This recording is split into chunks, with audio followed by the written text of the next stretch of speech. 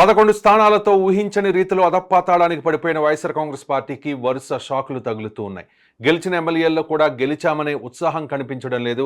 అధినేత జగన్ వ్యవహార శైలిపై వైఎస్ఆర్ కాంగ్రెస్ పార్టీ నేతల్లో అసంతృప్తి నెలకొంది.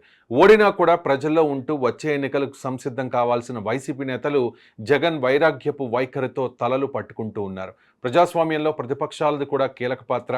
అలాంటి ప్రతిపక్షం ప్రజల పక్షాన ఉండి ప్రభుత్వం మీద ఒకవేళ ప్రభుత్వం ఏదైనా ప్రజా వ్యతిరేక కార్యక్రమాలు విధానాలు అవలంబిస్తే ఖచ్చితంగా క్వశ్చన్ చేయాల్సింది.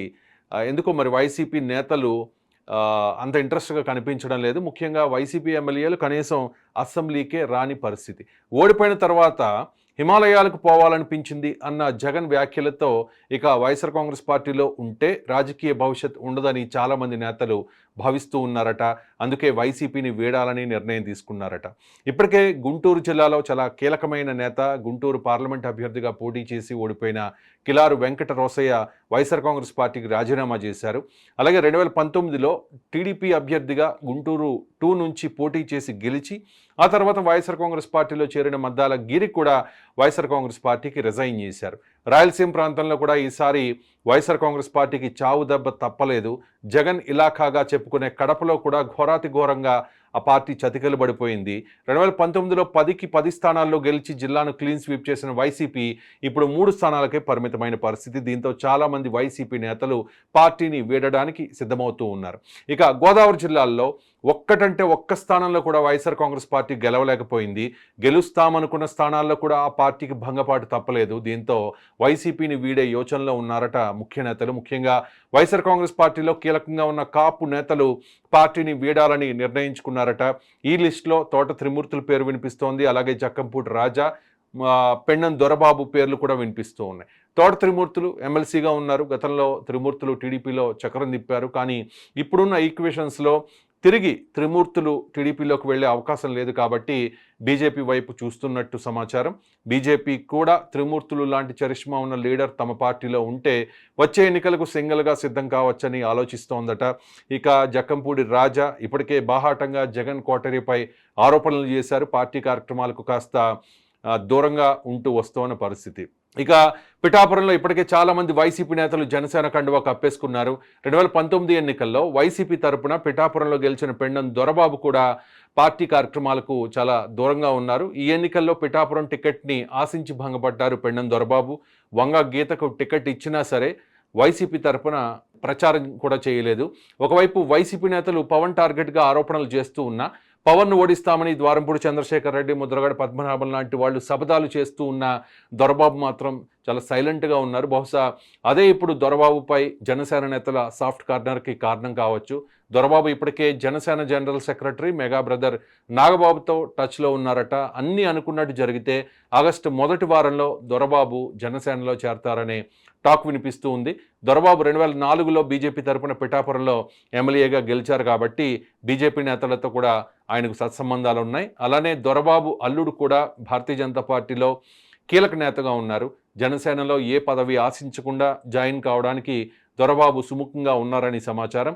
కూటమి విజయంలో కీలక పాత్ర పోషించిన జనసేన క్షేత్రస్థాయిలో మరింత బలపడడానికి వ్యూహాత్మకంగా సభ్యత్వ నమోదు కార్యక్రమాన్ని కూడా స్టార్ట్ చేసింది. పార్టీ సిద్ధాంతాలు నచ్చి కలిసి వచ్చే నాయకుల్ని కలుపుకుపోవడానికి కూడా పవన్ సంసిద్ధంగా ఉన్నారు. పైగా పెండం దొరబాబు లాంటి నాయకులు జనసేనలోకి వస్తే భవిష్యత్తులో పిఠాపురంలో పార్టీ మరింత బలం పుంజుకుంటుందని పవన్ భావిస్తూ ఉన్నారట. టీడీపీలో చేరడానికి చాలామంది వైసీపీ నేతలు సిద్ధంగా ఉన్నా కూడా లోకల్గా ఉన్న ఈక్వేషన్స్తో సర్దుబాటు కాదు కాబట్టి జనసేన వైపు చాలామంది వైసీపీ నేతలు మొగ్గు చూపుతోన్న పరిస్థితి.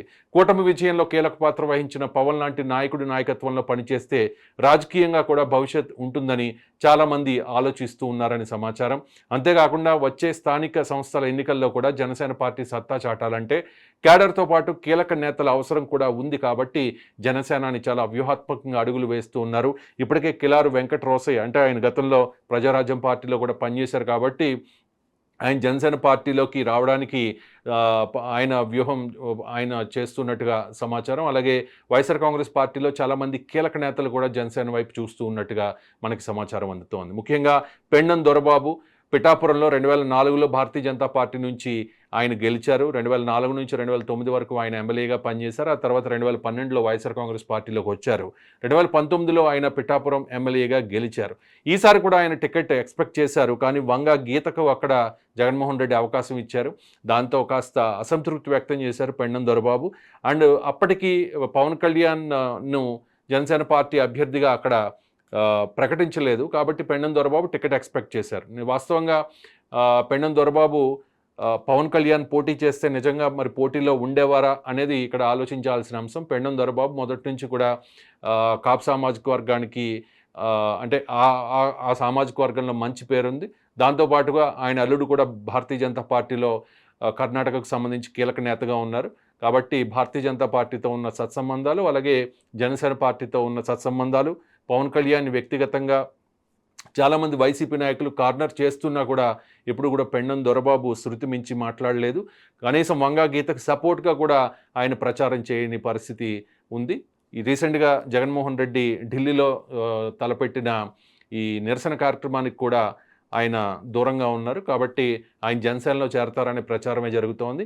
ఆగస్టు మొదటి వారంలో, అంటే వచ్చే నెల మొదటి వారంలో అమావాస్య తర్వాత ఆయన జనసేన తీర్థం పుచ్చుకుంటారని సమాచారం. వచ్చేవి స్థానిక ఎన్నికలు. పిఠాపురంలో పార్టీని మరింత బలపరుచుకోవాల్సిన అవసరం ఉంది. స్థానిక సంస్థల ఎన్నికల్లో కూడా ఆ ట్రెండ్ కంటిన్యూ చేయాల్సిన అవసరం జనసేన పార్టీకి ఎంతో ఉంది. కాబట్టి కలిసి వచ్చే నాయకుల్ని, ముఖ్యంగా సిద్ధాంతాలు నచ్చి, జనసేన సిద్ధాంతాలు నచ్చి వివాదరహితులుగా ఉన్న నాయకులందరినీ కూడా పవన్ కళ్యాణ్ తన పార్టీలోకి ఆహ్వానిస్తున్న పరిస్థితి. నాగబాబు కూడా ఈ విషయంలో చాలా చురుగ్గా వ్యవహరిస్తూ ఉన్నారు. పిఠాపురంలో ఉన్న చాలామంది వైసీపీ నేతలతో ఇప్పటికే నాగబాబు సమావేశం కూడా అయ్యారు. సో పెండం దొరబాబు మరికొద్ది రోజుల్లో జనసేన పార్టీలో చేరబోతూ ఉన్నారు అన్నది విశ్వసనీయ సమాచారం.